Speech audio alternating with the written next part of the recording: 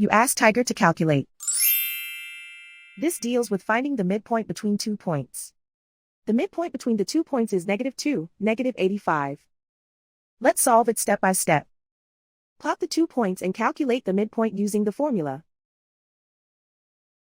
The coordinates of point 1 are x1 equals 86, y1 equals -86.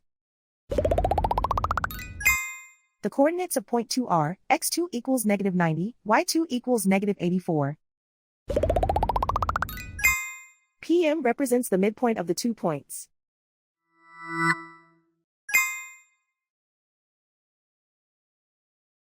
Use the x values in the midpoint formula to find the midpoints x. x1 equals 86. x2 equals -90. Simplify the arithmetic.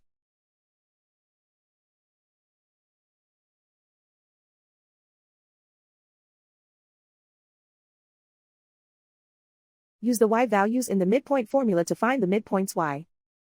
y1 equals -86. y2 equals -84. Simplify the arithmetic.